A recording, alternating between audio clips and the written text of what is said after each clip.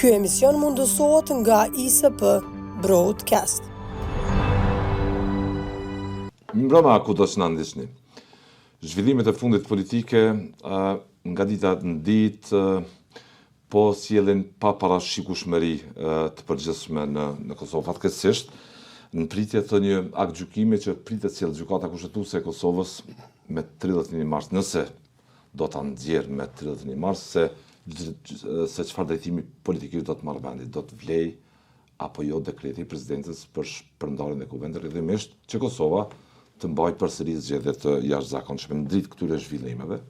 Kryeministri Kurti arriti një kompromis me Bashkimin Evropian që shtyi edhe për disa kohë vënë në zbatim të ligjit për të huajtur dhe automjetet, e kjo nga oponentët e tij pasi një kompromis i panevojshëm, i padobishëm dhe një proces tërësisht jo transparent kryqëput për përfitime të tija personale, elektorale dhe jo për vendin, meqense Kosova nuk arritet në nxjerrë lajmin se bëj hoqi masat e izolimin ndaj Republikës Kosovës.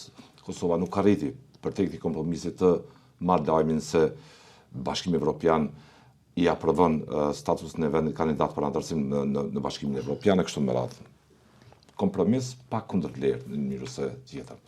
Dhe të tjera zhvillime po ashtu që përbëjnë shqetësimin e madh, siç është letra e 12 ligjvënësve amerikan që i kërkuan sekretarit amerikan të shtetit Marco Rubio që të mos lejojë reduktimin e trupave amerikane në kuadër të KFOR-it në Kosovë, meqense kjo do t'i kontribonte një inkurajimi të klimës për një destabilizim të Ballkanit, siç e dëshiron Rusia, një rajon ku ka më pak prezencë të Bashkimit Evropian, rrjedhimisht dhe më pak NATO.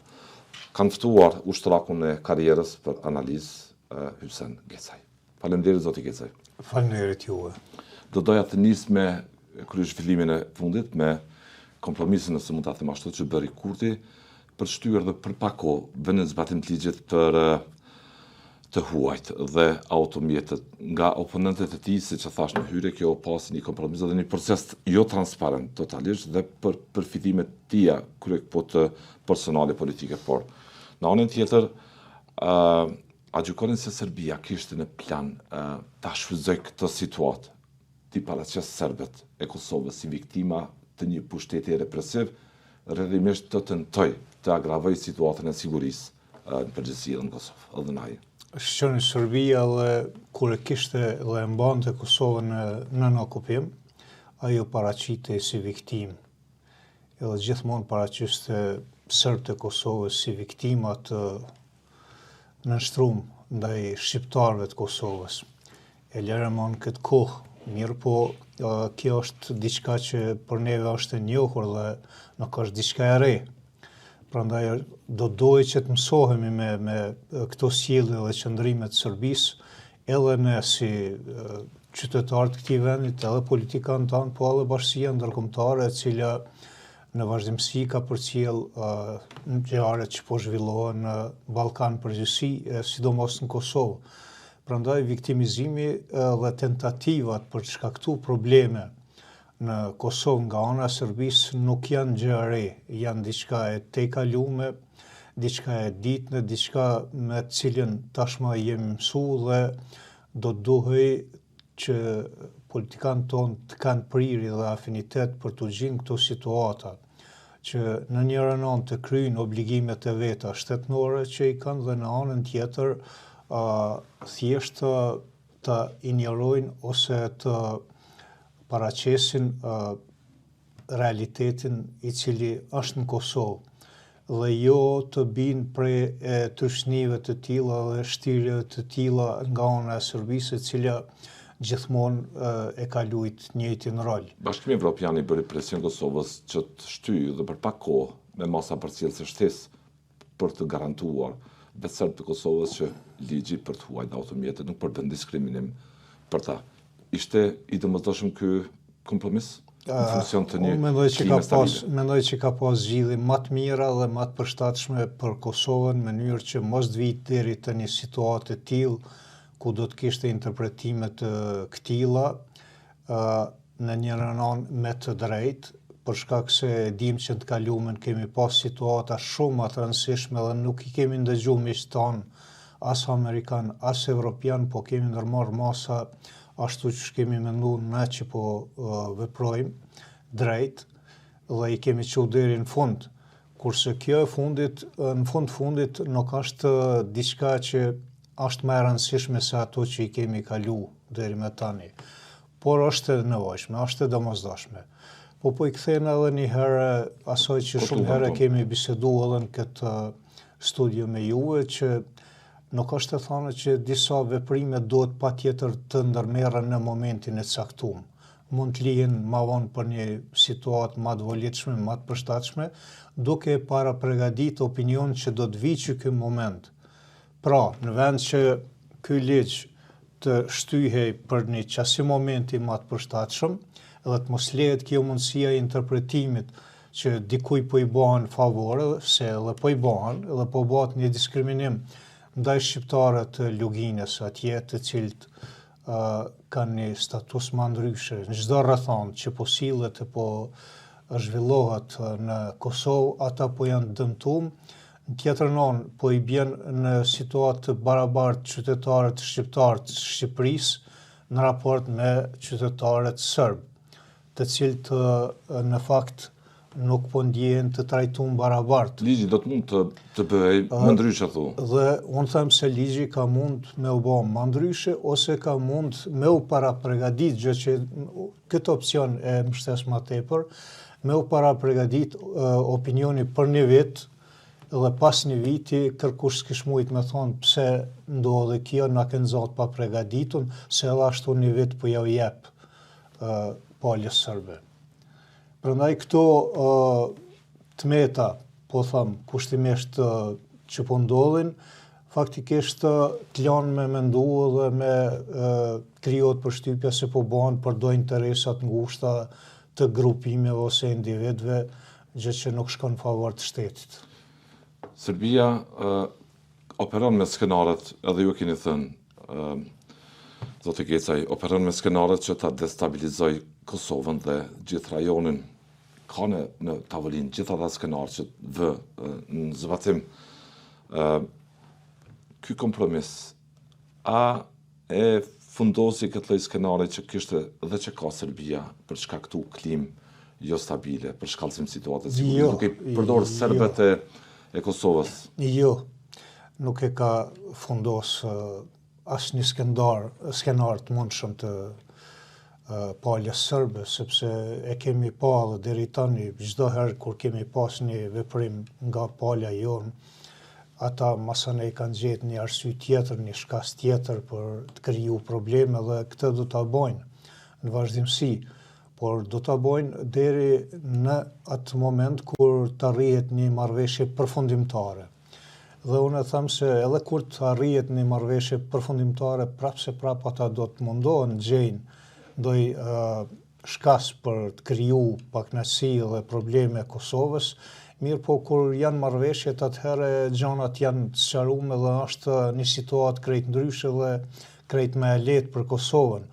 Por derisa jemi në këtë situatë çfarë jemi tani, pa marrëveshje përfundimtare dhe konkrete, sado që ky veprim i qeverisë Kosovës duket në shikim parë si diçka që po e shmang një problem me Serbinë, prapë do të vijë një moment tjetër i cili do të shkaktoj këto probleme, prapë do të ketë pakënaqësi dhe prapë do të shfrytëzohet minoriteti serb në Kosovë këtu nga ana e Serbisë për ta destabilizuar Kosovën. Derisa kemi një klim të tillë çfarë kemi në mes të Kosovës dhe Serbisë, po edhe në arenën ndërkombëtare ku kemi një problematikë shumë të madhe në kuptimin e mbrojtjes dhe të sigurisë, dhe që dihet se Rusia aliat vetin e ka Serbinë dhe përdor si joker për destabilizu Ballkanin dhe Evropën përgjithësi, dhe në anën tjetër Kosova është orientuar me ka perëndimi, atëherë sigurisht që derisa këto kriza zgjasin, jashtë do të ketë krizë edhe këtu mbrapa. Dialogu në ndërmjetësimin e Bashkimit Evropian është vlerësuar nga fillimi, vijon matutet që si tillë, si një instrument kyç, jo vetëm për stabilitetin dhe sigurinë, po përgjithësi për një klimë normale ku nuk do të mund të gjenin vend situatat e krijuara nga Rusia dhe Serbia për një prezencë më të vogël, më të dobët të Bashkimit Evropian dhe të NATO-s. Ky proces normalizimi nga 2013 e deri më tash përdhoi disa rezultate, megjithatë, zoti Gecaj, së paku nuk i la Serbisë orvatjen sistematike që ta mbaj në sulm Kosovën tërkohën, por ishte parë Brukseli, me gjithë qasjen e saj obstruktive kështu me radhë. Dialogu i Brukselit mori disa koka të kryeministra në Kosovë, disa qeveri ranë Kurti në atë kohë, kishte heroizuar me temën e dialogut, u ngrit si i tillë, kishte përbaltur çdo pararendës të tij, duke quajtur edhe tradhtar, duke quajtur çdo gjë tjetër. Dhe sot do shohim po atë retorik të pararendësve të tij, 5 vite në pushtet, përdori një retorik që u çortua, nuk nxori lajmin së fundi fare që Kosovës të hiqen masat e izolimit, embargoja të hiqet nga ana Bashkimi Evropian, nuk mori lajmin që Kosova me ditën e jeshile ta marrë leje nga Bashkimi Evropian për të vijuar rrugën e antarësimit, e kështu me radhë, një kompromis pa kundërvlerë në esencë i bërë së fundi. A do të mundet qeveria e Kosovës ta nxjerrte këtë lajm? Krahas këtij kompromisi. Është problem. Mirë po, një gjë duhet ta them, nëse përcillet periudha prej 2013 që e përmend ju dhe deri me ardhin e zgjedhjet të mbajtën në veri të Kosovës. Ka pas disa aktivitete që krahas problemeve shumë të mëdha janë ballë disa zgjidhje. Mirë po, ndoshta kjo është natyrën e njeriut që gjithmonë i harron disa ngjarje të kalumes edhe i sheh ato që janë më afër si periudhë kohore dhe kjo kanjëherë nuk ja mundson me i pa gjanat më qartë, por nëse kthehemi në atë periudhë kur dihet që ishim një vend i ri me një shpallje të pavarësisë tek në fillim dhe me konstituimin e institucioneve, me rregullimin e infrastrukturës së nevojshme edhe shtetnore, po edhe fizike në teren të vendit tonë, atëherë situata ka qenë shumë fish më e vështirë në atë kohë për të arritur dhe për të bërë diçka se sa që ka ardhur një situatë më vonë në cilin e kemi kaluar ne. Dhe duhet përmend tash, duhet bë krahasim periudha 5 vjeçare e fundit me atë periudhë të kalume, kur e sheh në praktik, duket qartë që në atë kohë përkundër vështirësive si shtet i ri është arrit bëhet diçka. Kurse këto 5 vite në fakt nuk kam arrit me kuptu që shteti është të funksionua në një normalitet ose normalitet për afër çfarë do duaj. Po ma tepër në kujtesë mu ka mbet edhe shumë qytetarëve si një fushat e pandërprerme, prej fitimit prej fitores së parë të zgjedhjeve e deri sot prapë është vazhduar me fushat, jo me punë, jo me aktivitet që ngrit shtetin dhe e çon përpara. Prandaj si rezultat i kësaj kemi edhe ato sanksione që kemi pas, kemi edhe ato vrejtje që na kanë dhënë pejmizve ndërkombëtar. Kishte analist shumë të fuqishëm edhe amerikan të zonë si Daniel Server dhe disa tjerë që në disa situata dhe mbështesnin qeverinë e Kosovës me të drejtë në kuptimin normal, sepse disa veprime janë ligjore dhe kushtetuese, por a është reale që ato të arrihen në përputhje me konstelacionet politike është krejt diçka tjetër. Dhe kjo i qet poshtë, i hull poshtë pastaj këto mundësit tua edhe drejtat tua ligjore dhe kushtetuese.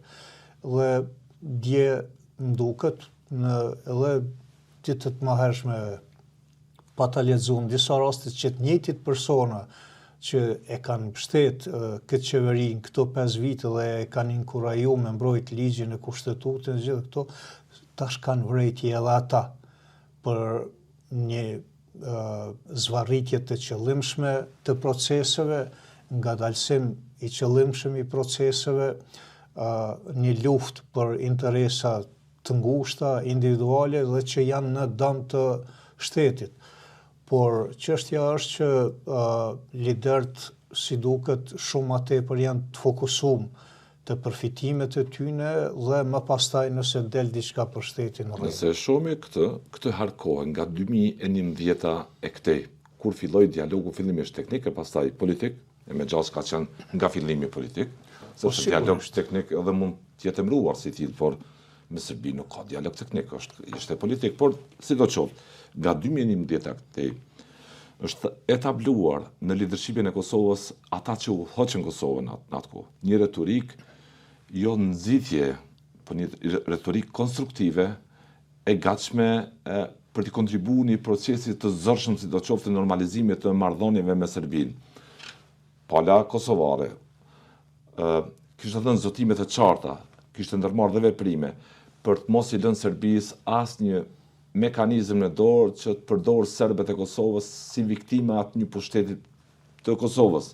Nuk e kishte lënë asnjë udhëheqës, por në rrethonat e kohës, Kurti, me disa oponentë të tij të tashëm, kishte ndërtuar rrëfimin mbi heroizmin e tij politik, duke atakuar çdo kryeministër, çdo udhëheqës shteti se ata po ndodheshin në një proces tradhtie kur po bënin kompromise me Serbinë. Dhe sot shohim një retorik të tillë. Përse Kurti po e bën këto tash? Fitoi mbi 51%. Përse po e bën këto tash? Cilat janë zorët ose sikletet që mund të ketë tash?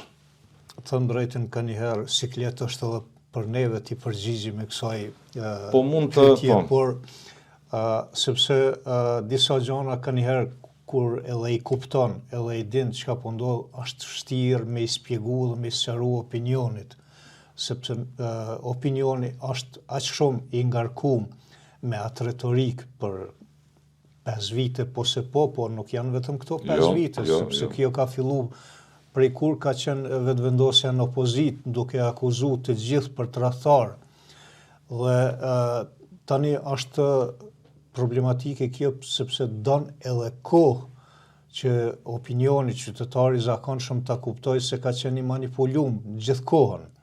Po themi manipulum për shkak se është alogjike, është e palogjikshme. Thuhet që këta janë tradhtar derisa ata e kanë sjell lirin, e kanë kriju shtetin, kanë dhënë shumë viktima edhe personale, edhe familjare, dhe dikush arrin ta bind masën më të madhe të popullit që këta janë tradhtar. Tradhtar pse bashkëpunojnë me Washingtonin e Brukselin. Sigurisht.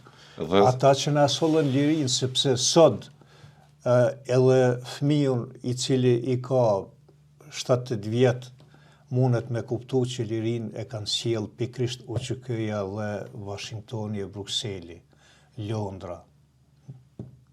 Këto fuqi. Por kur i kthehen retorikës politike në tjetër anë, është problematike sepse i është mbush mendja sikur ata gjithmonë veç kanë shkatruar, kanë vjedh, kanë plaçkit, dhe askush nuk nalet me mendu logjikisht çka kanë pas me vjedh, me plaçkit ata përderisa çdo gjë ka qenë e rënuar prej luftës. S'ka pas Kosova mas lufte kur gjë. Prej hirit jemi ngrit. Mirë, po kështu po funksionoj ka politika, se mba mendja nuk është shumë e gjatë dhe nuk ka kohezion thu. Nuk ka një farë. Si do qoftë, dialog është parë si instrumenti vetëm për proces normalizimi, për proces shtendosje të çdo orvatje që ka në tavolinë Serbia, e sotme pa denacifikuar e Vučićit, për të shkaktuar destabilitet jo vetëm Kosovës, por rajonit objektivisht. Asaj prezence dhe asaj arkitekture të NATO-s, që është interes rus të dobësoj prezencën e NATO-s dhe të bashkimit evropian, të inkurajoj këtë retorik nacionaliste të dodikave të këtyre tjerëve. Prandaj, Kurti po i kthehet një retorike të cilën retorike kishin përqafuar pararendësit e tij që moti, para se shpallej Kosova shtet, që nga vitet 90-a, që kishte bashkëpunuar me aleatët, se që duhej që politika është edhe kompromisësht, Patjetër. Por tash, cilin siklet ka Kurti? Bind votuesin e tij që nuk i bëritën Kosovës apo cilin? Une kur e përmena këtë 5 vjeçar si fushat, Po, e shoh ende edhe këtë veprim si fushat. Thjesht ai ka punë me votust, nuk ka punë me shtetin as me institucionet të shtetit, as që interesojnë ato. po bëri kompromis, Gecaj, po- me një ligj që nxori kuvendi i Kosovës. Po mirë. A të tuaj, a është në fuqinë e kryeministit bëj atë kompromis objektivisht? Nuk do duhej, t'ishte po ja që e ka bo. Mirë po pse po tham është fushat, për shkak se ai ka kuptu që zgjedhësit e tij ka arrit t'i bind për shumë çka dhe po mendon që do të arrijë edhe ma tutje të vazhdoj me këtë mënyrë. Nuk ka për të rëndësi se a ka bo një kompromis dëmshëm apo dobishëm. Ai e ka synim me fitoren e radhës. Kjo është për të më rëndësi. Si mund të cilë vota kjo? Mundet, për shkak se prapë sikur shumë veprime tjera që i ka bërë në të kaluamën dhe që kanë dalë që nuk kanë qenë të vërteta, prapë i bind po të njëjtin kategoritë njerëzve se edhe ky veprim është në interes të vendit, edhe në interes të shtetit. Faktori Vjosa Osmani i kishte zënë dritën për shumë kohë në marrëdhënien ndërkombëtare zotit Kurti. Kurti kishte mbetur në hije, në forume ndërkombëtare, në përfaqësim të vendit. Duket që Kurti me këtë hap, me këtë kompromis po synon ta zëvendësoj zonën Osmani duke i thënë komunitetit ndërkombëtar se ajo është adresa që vendos për Kosovën. Kjo është një mesazh. Po. Kjo është një mesazh, po Kurti e ka hallin më të madh mrena për mrena. Pse? Se kur populli po ja siguron votën, kjo është i fuqishëm edhe në raport me Bashkinë Ndërkombëtare. Bashkia Ndërkombëtare normal që nuk i ngutet aq shumë me në zgjidh problemet tona sa na ngutet neve si qytetar. Dhe duron këtë. Nëse populli e ka zgjedh, durone. Mirë po është edhe kjo si mesazh që edhe Bashkisë Ndërkombëtare t'i tregohet që faktor kryesor jam unë këtu. Prandaj shkumja e zonjës Osmani në Shtetet e Bashkuara të Amerikës ishte një ndryshim rëndësor në ato politikat e përbashkëta që kanë ecë gjatë këtyre 5 viteve dhe kjo thymje e menjëhershme dhe kjo frikë që tani presidenti Osmani do të zënë një pozitë shumë të lartë për shkak të mbështetjes të mundshme nga Shtetet e Bashkuara të Amerikës krijoi armiqësi mes tyre, edhe pse kanë qenë partner të fuqishëm që kanë marrë njëri tjetrin. Kurti ta kompenzoj ndikimin e zonës Osmani në marrëdhëniet ndërkombëtare në politikën e jashtme. Kjo sigurisht që është përpjekje, sepse kompromisi që u bë kohëve të fundit, sado që është i dëmshëm për vendin, faktorit ndërkombëtar ja lehtëson në farë mënyrë punën. Pse ja lehtëson? Sepse faktori ndërkombëtar i frigohet shumë veriut të Kosovës. Në veri, në pjesën veriore të Kosovës, në Mitrovica, atje gërshetohen shumë interesa. Edhe gjeostrategjike, edhe ndërkombëtare, edhe vendore, edhe ekonomike, edhe të mbrojtjes, edhe të sigurisë. Dhe çfarëdo veprimi i gabueshëm atje, Bashkisë Ndërkombëtare i sjell probleme të mëdha. Natyrisht që edhe neve mund të na sjell probleme edhe më të mëdha dhe na sjell. Mirë po Bashkia Ndërkombëtare e ka pjesën e vet përgjegjësisë dhe merret me atë pjesën e vet. Ndërsa gjithmonë ato vërejtje dhe sugjerimet që janë dhënë qeverisë Kurti për veprimet në veri shkojnë në fakt tek këto interesa ndërkombëtare, po edhe vendore, të cilat nuk kemi dashur me ndëgju deri tani. Mirë po këtë moment fitohet përshtypja që mesazhi është të tregohet kush është këtu, po shprehna me këtë zhargonin që po e përdorin qytetarët baba. Ta shoh vetën si adresa vetme e vendimarrjes. Sigurisht. Për ta faktorizuar rolin e tij në marrëdhëniet ndërkombëtare. Me gjithatë numër e kishte pasur të rallë zonja Osmani me gjithatë numër të ministrave që i ka kjo qeveri, as në sferën e politikës ndërkombëtare që kemi një ministri të punëve të jashtme, nuk ju njihet zoni fare sepse duhet të jetë një person. Edhe ai është kryeministri Kurti. Kështu që nuk lëshon për edhe ma tutje, sa do që në ca momente i lunë disa lojna përfide, si që është rastit tani me kërkesën kushtetuese për vendimin e presidentes. Dhe edhe pse atje ka shkuar një ankesë, një kërkesë në kushtetuese, ky në ndërkohë i thret partitë opozitare për të marrë vesh. Kjo thjesht është lojë politike për opinionin. Të krijohet nuk e ka një mend, e ka rvatje hilje. Rvatje hilje sepse është logjikshme, sepse në qoftë se e bën këtë veprim, ti po i përgatit qytetarët me mendua ata që ti po je shumë gjeneroz dhe i hapur me ta. Betej për t'i lënë fajin. Për t'i lënë fajin. Kurse në anën tjetër, në qoftë se do të shkonin partitë aty dhe do të mirëshin vesh dhe kushtetuesja sjell një vendim tjetër, çka do të ndodhte? Duhet veproj sipas vendimit kushtetueses e jo marrëveshjes të këtyne. Deri me 31 mars mbetet e pezulluar çdo ndërmarrje pune e Kuvendit të Kosovës. Kuvendi i Kosovës është i pezulluar të funksionojë së paku deri me 31 mars. Sa gjithë kjo klim e krijuar, e paqëndrueshme, pa parashikueshme, bën jo në lajthitje, po mban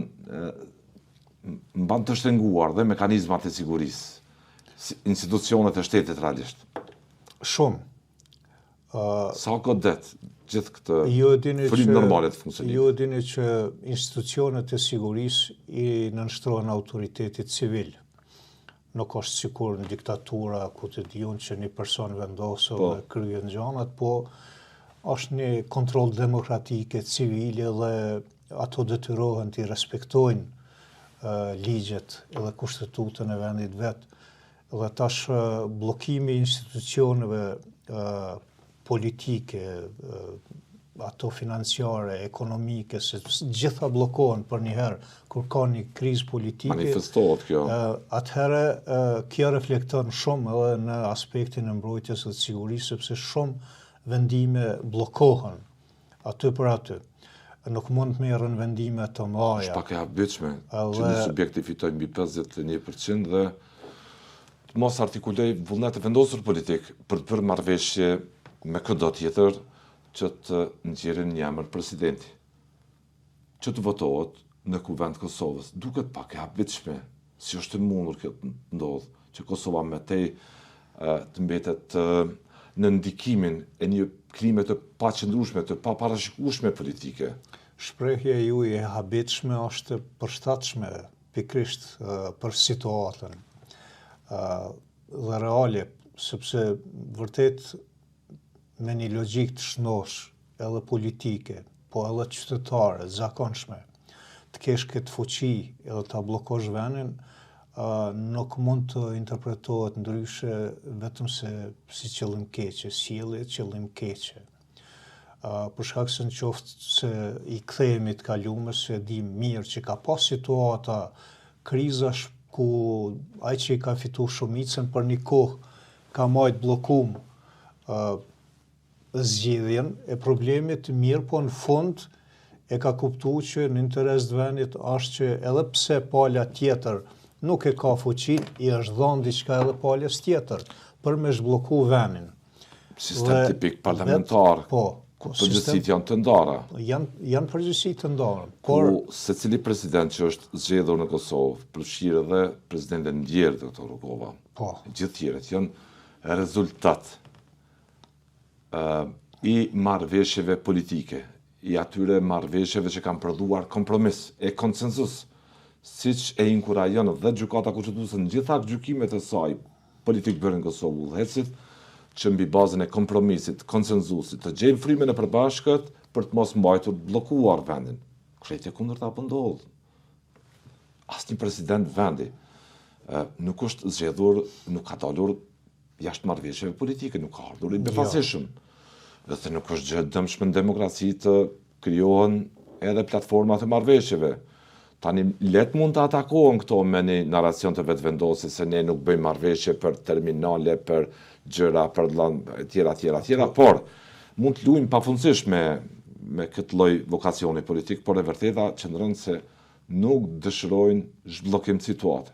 si është e mundur. 51.1% dhe vendit mbetet i bllokuar. Edhe kushtetuta, kur është kriju për politikaj të ndërgjegjshëm. Dhe ajo nuk i ka para pa këto situata që mund vinë, sikur që kemi ardhur tani. Dhe ashtu ka funksionu me kompromise deri në Jeta është kompromis. fond. Sigurisht që dhe jeta është kompromis. Mirë po sado që i fuqishëm në kalumin ka qenë ai që i ka fitu zgjedhjet, gjithmonë ka bën një kompromis me palën tjetër. Hipotetikisht, çfarë humbje do të mund ose çfarë rreziku do t'i kanosej kryeministët nëse zgjidhet një president i opozitës të zonë. Kur fare, prap ky është ai fuqishmi. Prap i ka 51%. Dhe me drejt ti thua e çuditshme pse më ndodh kjo.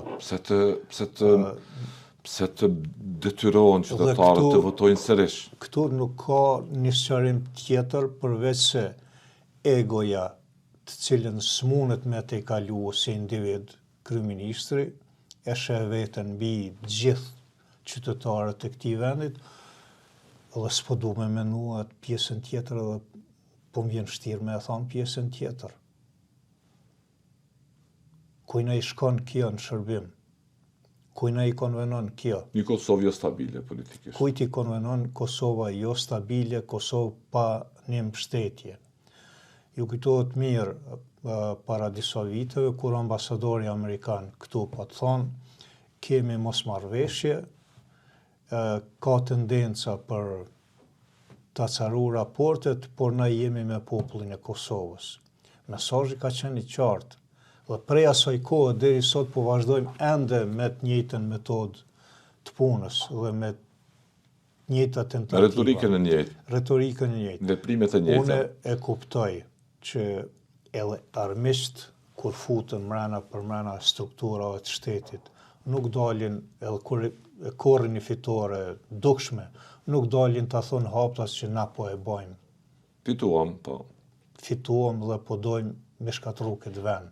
Po ai vazhdon punën e vet nën tepi. Kosova aktualisht nuk po çndoj me të mirat e komunitetit ndërkombëtar. Te komuniteti ndërkombëtar. Përjashto këtë zhvillimin e fundit që pati gatishmëri Kosova, po them Kosova, që të koordinohet me komunitetin ndërkombëtar, të mos shkaktoj klimë dhe panike pa siguri tek serbët e Kosovës, duke bërë këtë kompromis. Kështu lexohet në komunitetin ndërkombëtar si vullnet pozitiv i Kosovës, si udhëheqës e Kosovës, që të bëj kompromis, mos shkaktoj tërmet tek serbët e Kosovës që ata të viktimizohen parësyshëm mbi bazën e një platforme që operon Serbia, po theme, sot me Vučićit ose e Putinit atje, e kështu me radhë, që shkaktojnë këtim. Kosova me këtë veprim në sytë e komunitetit ndërkombëtar po shqisin një vend që po vend zbatim një retorik që do duhet të ishte po ashtu e ngjashme edhe për sa kohë që qeverisë kurte, por nuk ndodhi. Përjashtojmë 2 marrëveshje që arritin në Bruksel Nord me zajednicën brenda atë që nuk çoi as për kontroll në gjykatë kushtetuese. Opozita sipas jush është shkaktari kryesor që po e trimnon zotin Kurti të vijoj, të përfaqësoj këtë egoizëm siç thatë ju, duke mos e sfiduar me asnjë gjë. Edhe me konferenca shtypje madje nuk po e sfidon. Edhe ato i ka sporadike, me disa komunikime në rrjetet sociale në Facebook. Shihni që krisja Osmani Kurti do të jap dinamizëm pluralizmit politik me prezencën e zonës Osmani mbase si iniciativë të saj qytetare ose në LDK. Kjo do dojtë të jepte një dinamizëm. Me qënë se s'po e bën Hamza Abdigjiku e këta tjera. Mirë po, deri më tani... Base këtë rëmtyre do ta kompenzoj zonja Osmani. Nuk jam shumë optimist që do ta dinamizoj shumë. Po shpresoj, do t'ishte mirë. Do t'ishte mirë. Mirë po, kur shohim këtë konstelacion të fuqisë politike, një në anë Kurti, në tjetër në anë opozita dhe presidentja tani Osmani, nuk duket shumë qartë që do të ketë ndryshimet mëdha, për shkak se presidentja Osmani sado që morë një qëndrim qartë në raport me kryeministrin, një pjesë e njerëzve që ishin pjesë e stafit saj, kaloi ka kryeministri Kurti. Dhe kjo tregon pak a shumë edhe për një pafuqi të saj. Osmani shpërtheu vetëm se në fund nuk realizoi ambicien e saj që bëhet presidente. Natyrisht që ajo egoja e tyne, sepse na edhe ma herët e kemi thonë, këta për ka karakteret edhe ka synimet e tyne janë shumë të ngjajshëm. Si njëri si tjetri. Nuk dallojnë asnjëri prej tjetrit. Dhe pikërisht kjo është ditë dhe është nënkuptuar që ka me sjell një moment këtill, sepse njerëz që kanë ego të fortë personale mund pajtohen kanjëherë me dikant tjetër, po derisa të vjen momenti me përfitu njëni prej tyne. Kosova është në të klimë stabile të paqëndrueshme si rezultat i dy figura politike, Zonjas Osmani dhe Zoti. Është shumë e qartë. Këta dy kanë udhëheq këto 5 vitet që i humbëm, gati i humbëm. Sidomos ky vit i fundit, pa institucione, pa kur gjë, pa një mbështetje duhur ndërkombëtare, pa i shfrytzu, edhe më keq që është disa momente jashtëzakonisht volitshme për Kosovën në arenën ndërkombëtare, në politikën ndërkombëtare, siç është parafrimi me NATO-n. NATO-ja po na parafrohet, neve po na afrohet, po NATO-ja nuk mundet me të kap ty me të fut mrena vet. Duhet edhe ti me i bë disa hapa. Dhe na nuk i kemi bë ata hapa fare. FSK-ja në një anë që është element i rëndësishëm për hyrjen e Kosovës në NATO, ata në vazhdimsi kanë bë hapa dhe kanë ecë përpara, mirë po jo çdo gjë varet prej tyne.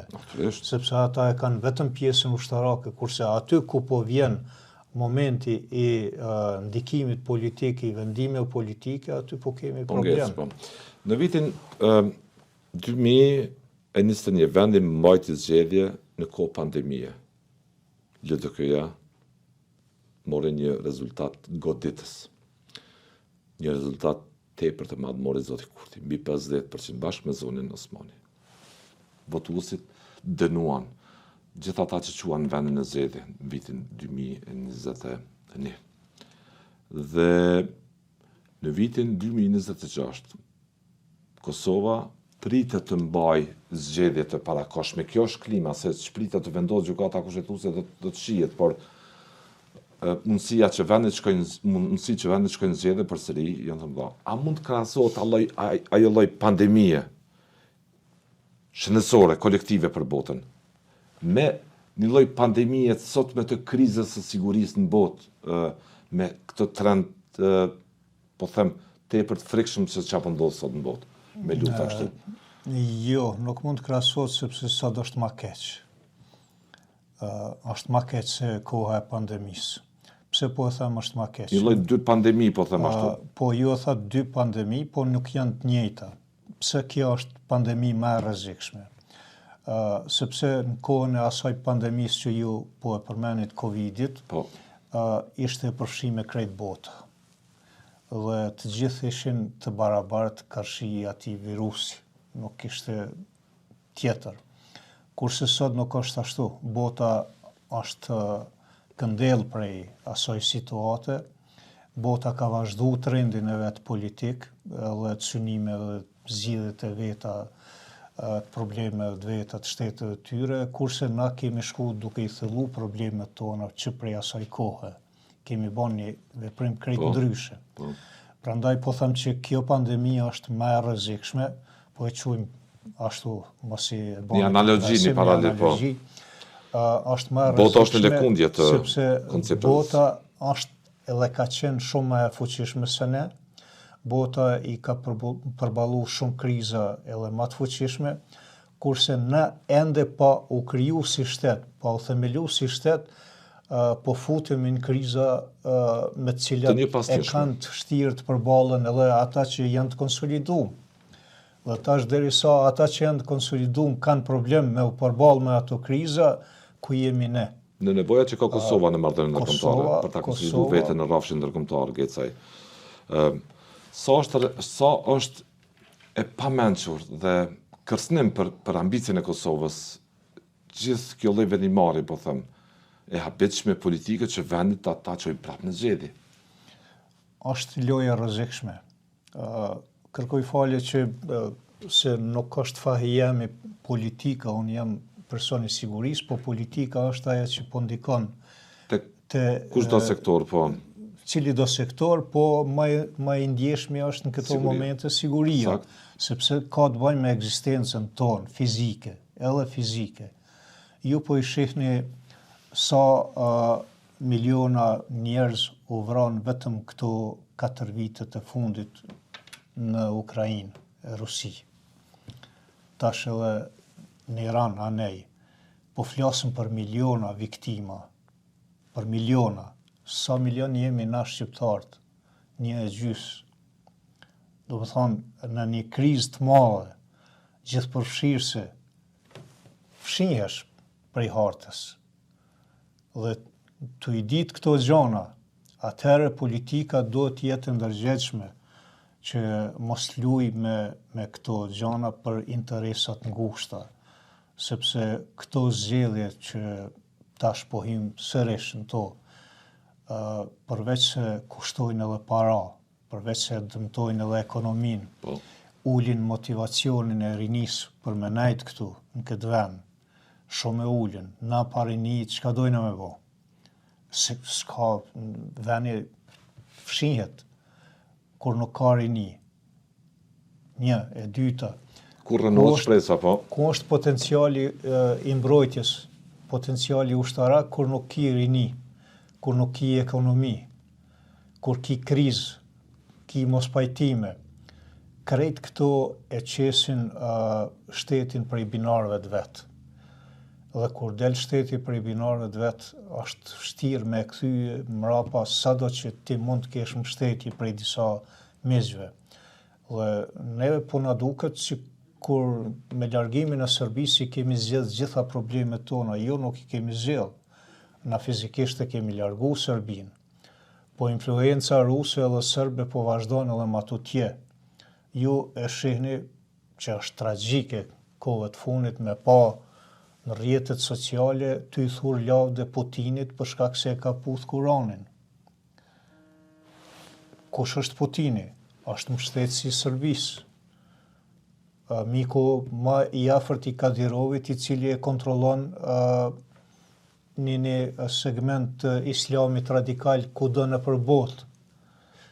Dhe na shkojmë i thurim lavde Putinit për shkak se ka puth Kuranin.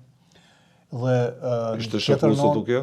Shokuse për shqiptarët? Shokuse për shqiptarët kjo. Pse është shokuse? Po e shohim edhe këto ditëve të fundit derisa ka luftë në Iran atje. Për plot shqiptar vetëm për shkak sentimentit fetar.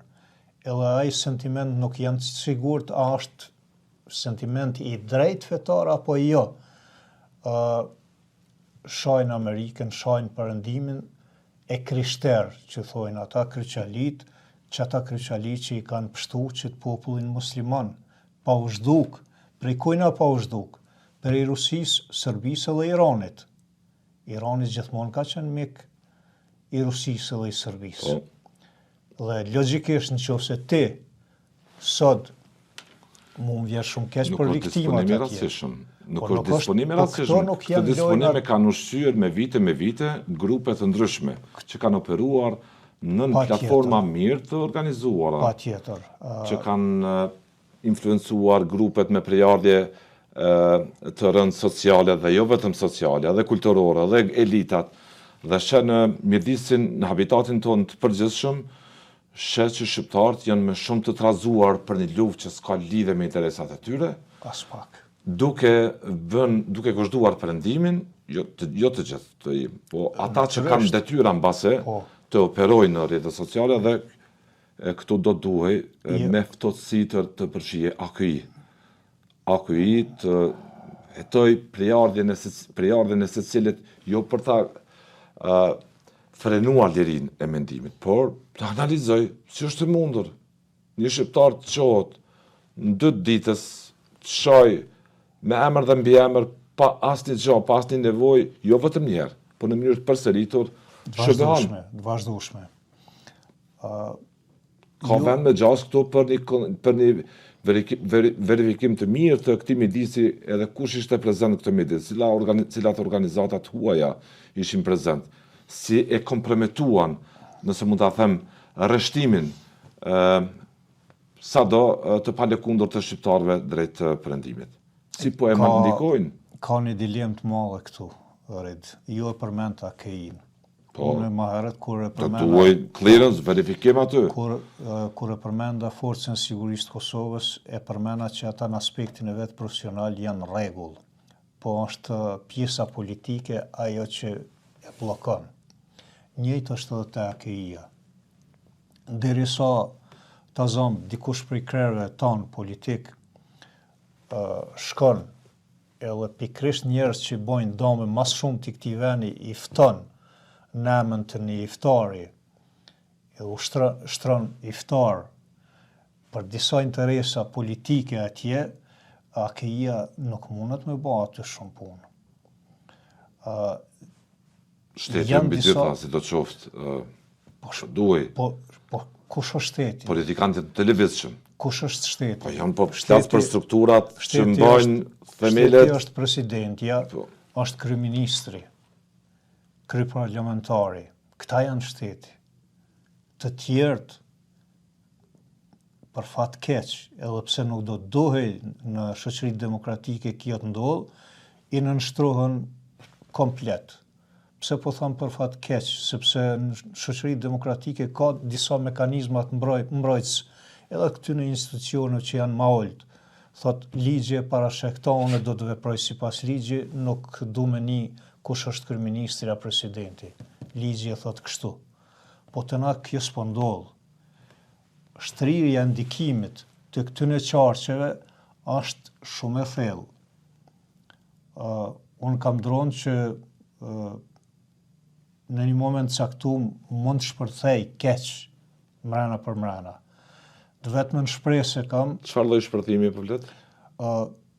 Thjesht marrjes nën kontroll të shtetit prej njerëzve që që mund prejardhje, që kanë prejardhje të dyshimta dhe që mund me udhëheq shtetin pa i respektuar institucionet demokratike.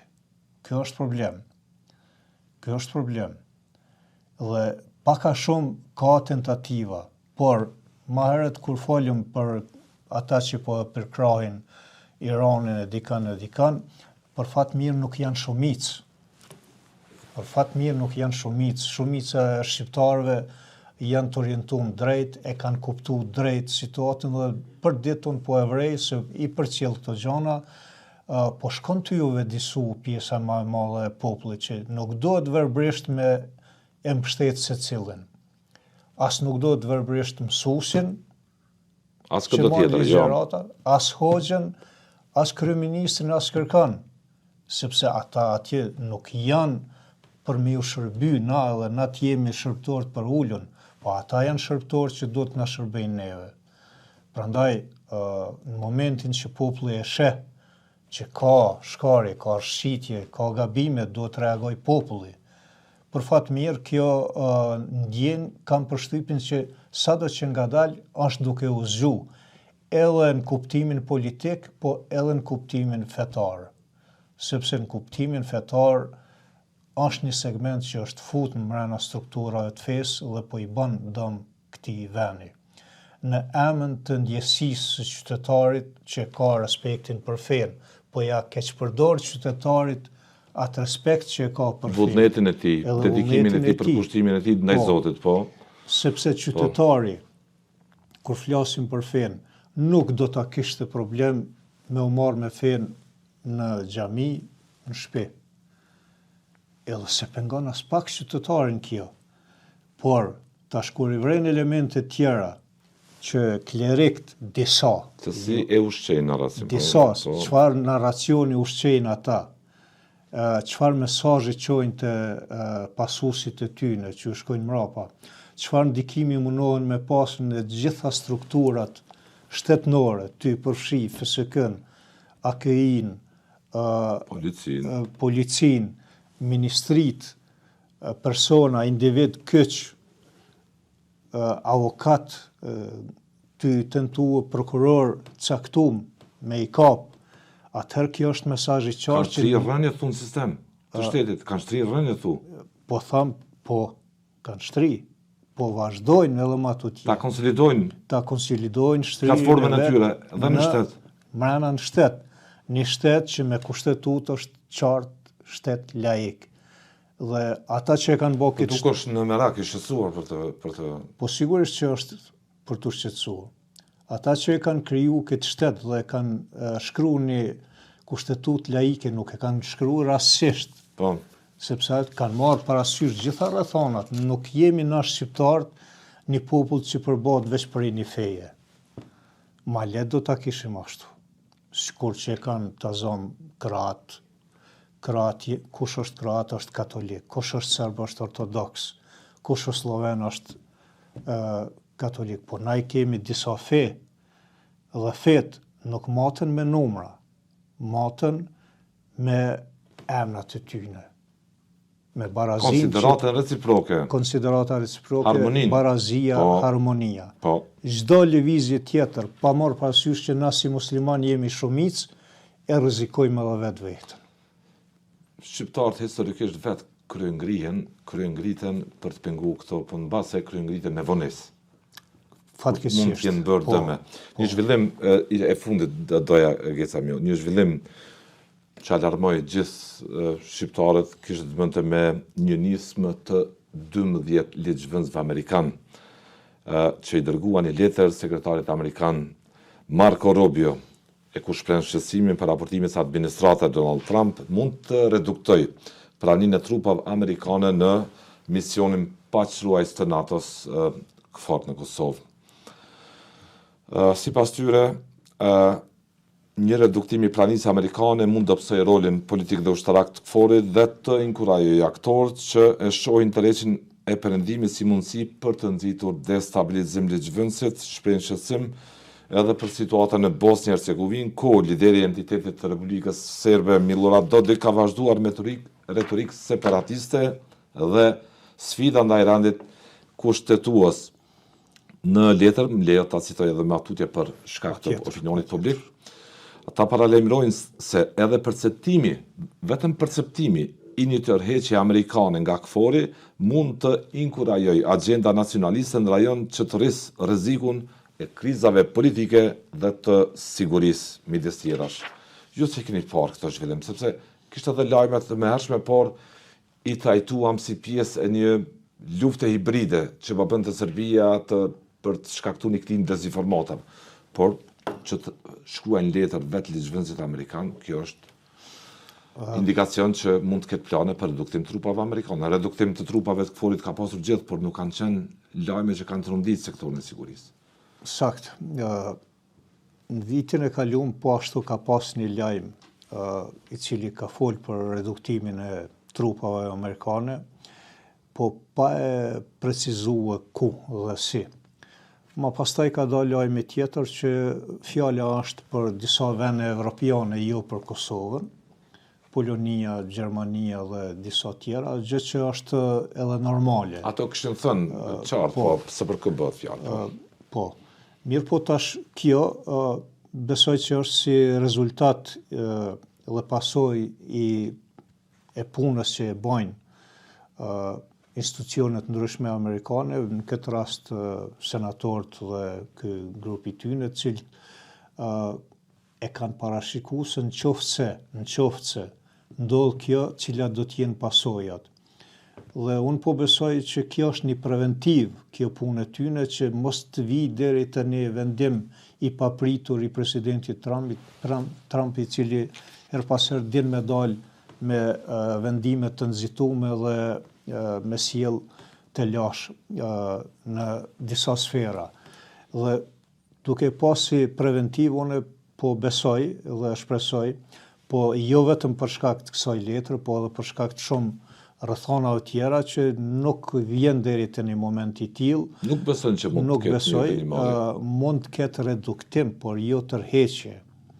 Reduktimi çka nënkupton? E lën një pjesë të pjesëtarëve tu me vazhdu punën më atutje në mënyrë që në momentin që aktualisht ka 520 në duket, në qoftë se e shef që diçka po do me ndryshu, mund është prap me këthy kontingjente tjera me plotësu. Ligjvënësit qartë përmendin rolin destabilizues të Rusisë në Ballkan Perëndimor, për cilën Turqia ka tentuar vazhdimisht të shfrytëzojë përçarjet në rajon dhe të dobësojë ndikimin e NATO-s dhe të Bashkimit Evropian. Edhe në fillim kësaj bisede na e përmenëm që prej mbarimit luftës Rusia dhe Serbia asnjëherë nuk e kanë nal angazhimin e tyre destruktiv në raport me Kosovën dhe kanë me vazhdu edhe ma tutje.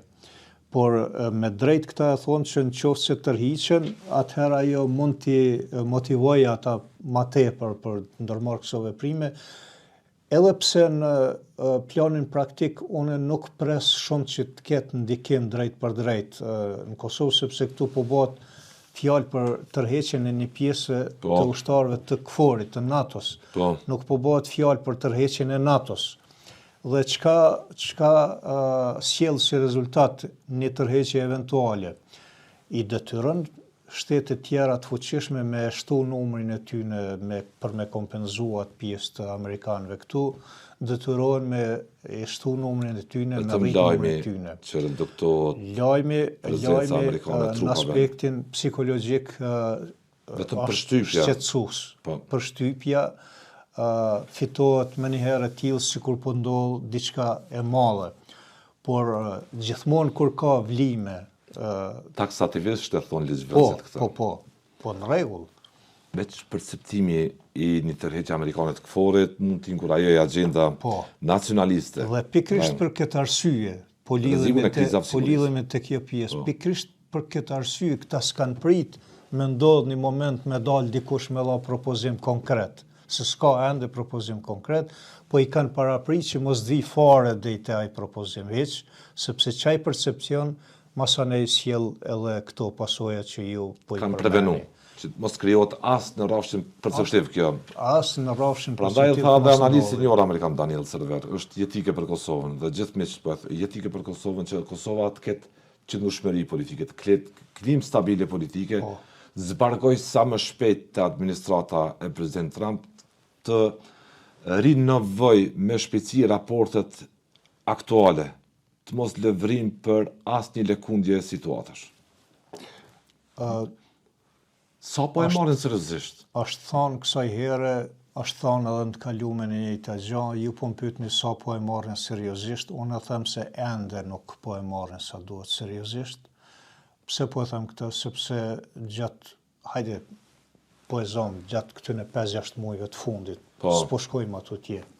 Por kur krizat janë thellu në botë, unë nuk kam vrej që institucionet tona kanë ndërmarrë një hap serioz dikon në sferën ndërkombëtare për të ofruar tek të fuqishmet, për të ofruar idetë e tyre, për të ofruar kërkesat e tyre, për të kërkuar mbështetjen e tyre, asnjë hap nuk është bërë. Prandaj kjo është jo serioze dhe është tepër e dëmshme dhe e rrezikshme. Unë e them që edhe ato jo njerë, po shpesh e them, është fatbarësi që jemi në sferën e interesave të dikujt që është në përputhje edhe me interesat tona. Përndryshe këto gabime kaq të mëdha që po i bëjmë, po t'ishin bën të kalumen dikun, pasoja do t'ishin shumë fish më të mëdha dhe nuk do ta kishim as këtë shtet që e kemi. Por sot që kemi këtë shtet dhe kemi përputhje të interesave të përbashkëta, jo vazalitet, jo nënshtrim, kërkush s'po na kërkon diçka të tillë, por na kërkon partneritet dhe bashkërendim, sepse s'kan çka kërkojnë prej neve shumë, jemi shtet i vogël. Po bashkërendimi jepi kuptim një modeli liberal të shoqërisë tënde. Respekto drejtat dhe liritë themelore të njerëzit. Kaq.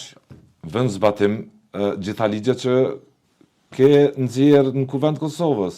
Bëj një sistem të fortë drejtësisë. Kërkesa për një shoqëri normale, moderne. Trego seriozitet në hapësinën ku je. Trego që ke merituar për krajin tonë. Ke merituar edhe që din me çmu edhe me vlerësu ndihmën e dikujt tjetër. Nëse ti nuk din kësaj herë me çmu edhe me vlerësu ndihmën që e ke marrë në 99-ën, mos shpreso në një rast eventual hipotetik që ki me marrë herën tjetër. Historikisht e kemi provu këto. Ata që e njohin historinë e kuptojnë dhe do dojnë ta kuptojnë. Dhe ata kanë për detyrë bashkë me leadershipin tonë t'i tregojnë edhe masës që na do të sillemi kështu. Në rregull është dhe ke vendim i mirë i presidentës, sado që i ka bë dome bukur të mbaja këto vite, shtetit tonë që shkoi te Trumpi, u taku me të, hynin bordin e paqes dhe këta hapa janë Lajmi mirë për Kosovën, po. Është lajm i mirë. Të tilla nuk ishte shumë gjithë Nuk këto vite. ishte këto vite, nuk Kishte ishte, qortime. për fat keq, nuk ishte, kishte shumë Ka qortime. raport të pezulluar dialogu strategjik Kosova e tjera, Po. por leksioni nuk po duket që është marrë nga elita politike, nga ata që pritet nesër pas nesër ta shpijen vendin drejt një procesi mbase të jashtëzakonshëm të ri zgjedhor, vullnet politik për kompromis, marrëveshje politike për të hequr këtë klimën e klimën e shtrënguar, që po mbi sundon nuk ka. Po mungon. Përveç retorikës. Dhe unë të falenderoj, zoti Kecaj, për kohën që gjetë të jesh me mua në këtë emision. Faleminderit juve. Lutem.